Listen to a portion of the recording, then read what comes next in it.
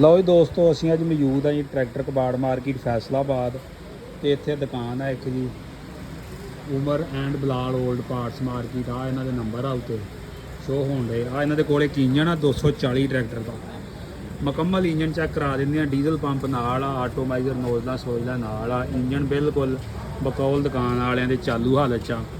ਬਾਕੀ ਜਿਹੜੇ ਦੋਸਤ ਨੇ ਲੈਣਾ ਹੋਵੇ ਮੌਕੇ 'ਤੇ ਆਣ ਕੇ ਇਹਨਾਂ ਨਾਲ ਗੱਲਬਾਤ ਕਰੇ, ਇੰਜਨ ਨੂੰ ਚੈੱਕ ਕਰੇ ਔਰ ਕਰਕੇ ਤੇ ਫੇਰ ਇਹ ਖਰੀਦੇ। ਬਾਕੀ ਤੁਹਾਨੂੰ ਇੰਜਨ ਮੁਕੰਮਲ ਚੈੱਕ ਕਰਵਾ ਦਿੰਦੇ ਆ, ਇਸ ਸਾਈਡ ਤੋਂ ਚੈੱਕ ਕਰਵਾ ਦਿੰਦੇ ਆ।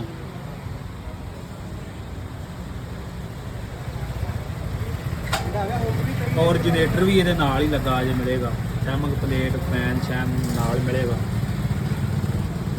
ਔਰ ਇਸ ਸਾਈਡ ਤੋਂ ਦੇਖ ਸਕਦੇ ਜੇ ਕੋਈ ਪਰਖਣ ਦਾ ਹੀ ਆ, ਇਹ ਪੁਰਾਣੇ ਮਾਡਲ ਦਾ ਹੀ ਆ। ਸਲਫ ਨਾਲ ਮਿਲੇਗਾ ਇਹਦੇ।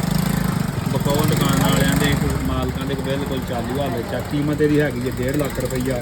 ਜਿਹੜੇ ਦੋਸਤ ਭਰਾ ਨੂੰ ਲੈਣਾ ਹੋਵੇ ਉਹ ਇਹਨਾਂ ਨਾਲ ਰਾਬਤਾ ਕਰਕੇ ਦੇ ਲੈ ਸਕਦਾ ਜੀ।